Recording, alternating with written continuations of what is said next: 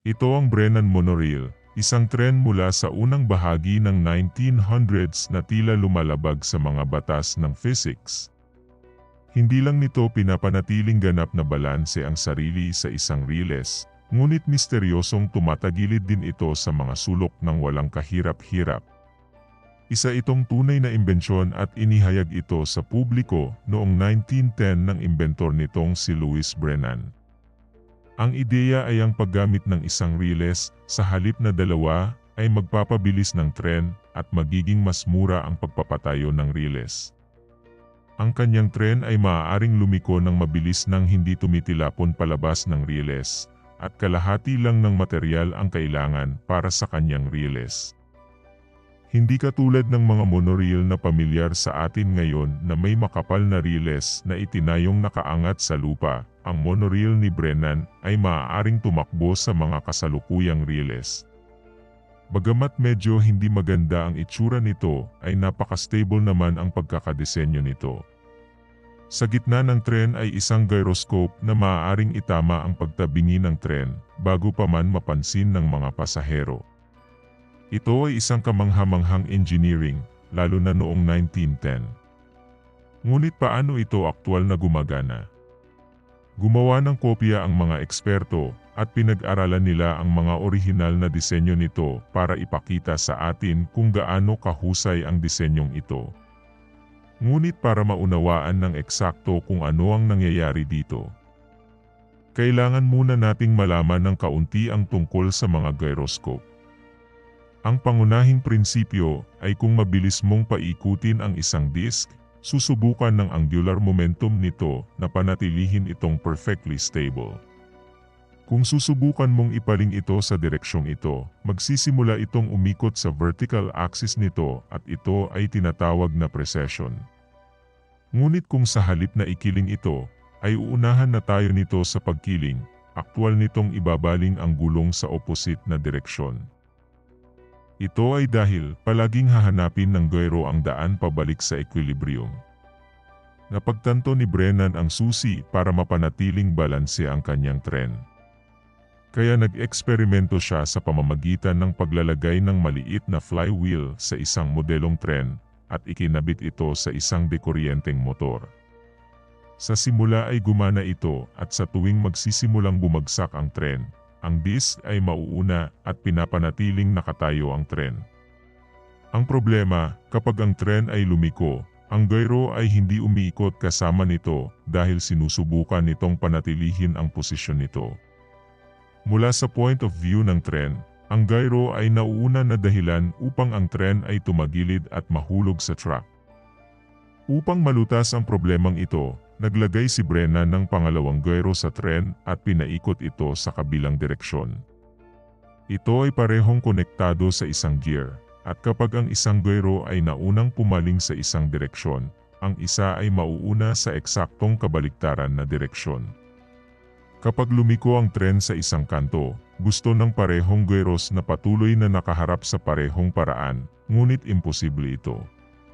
Kaya't ang parehong gyros ay napilitang umikot kasama ng tren, at dito ay nawala ang precession na nangyari sa unang subok. Nang malutas niya ang problema, sinimulan niyang gawin ito sa isang full-size prototype na maaari niyang subukan sa mga totoong pasahero. Ito ay isang 12 metro ang haba, 22 toneladang sasakyan na may dalawang napakalaking gyros na umiikot ng 3,500 RPM.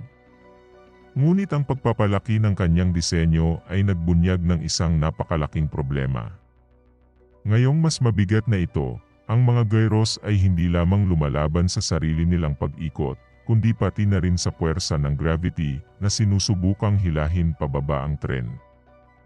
Ito ay mas madaling mapagtagumpayan sa mas maliit na modelo ni Brennan, ngunit sa 22 toneladang sumusubok hilahin ang tren, ang mga gyros ay kailangang maging mas malakas at matibay. Para mapanatili ng monorail ni Brennan ang sarili nitong perpektong balanse, kailangan nitong lampasan ang sarili nitong timbang, na patuloy na sinusubukang iatras ang sasakyan. Habang nakapaling ito, ang center of gravity ay lumilipat, at ang sasakyan ay nahihila pababa. Ang natural na precession ay hindi malakas o mabilis para mapanatiling matatag ang tren. Kaya nakaisip si Brennan ng isang bagong solusyon.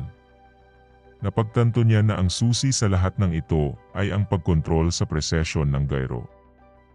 Sa pamamagitan ng sadyang pagpreses sa kanila ng mas mabilis kaysa sa karaniwan nitong precession, magkakaroon ito ng mas malakas na puwersa para maituwid ang sasakyan. Ikinabit niya ang mga gyros sa isang petrol engine at inilagay ang mga ito sa mga vacuum-sealed na casing para mabawasan ang friction.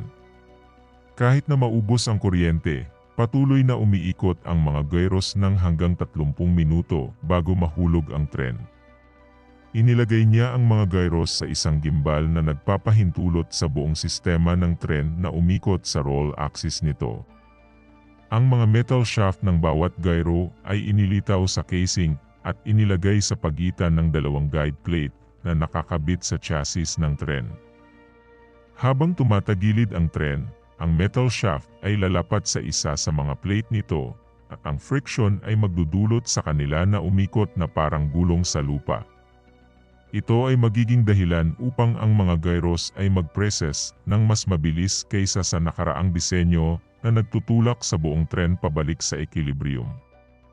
Ang problema ay, ang mga vibrations ay magiging sanhi ng pagtalbog ng mga gyros sa mga guide plate, at hindi ito kailanman makakagawa ng maayos at proporsyonal na puwersa sa tren. Kaya inalis ni Brennan ang mga guide plate at nakaisip ng mas magandang solusyon. Inayos niya ang mga gyros sa chassis ng tren para umikot sila kasama ng tren. Nang tumagilid ang tren, ginawa ng mga gyros ang kanilang nakagawian at nagsimulang mag-preses ng natural.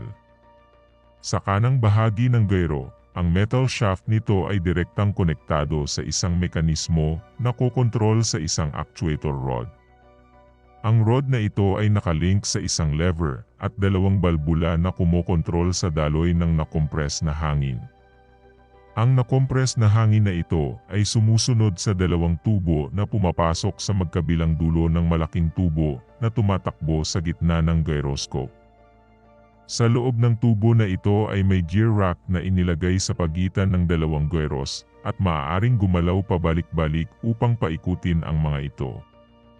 Kapag tumagilid ang tren, mauuna ang gyros at i-activate ng clever actuator arm ang mga valve.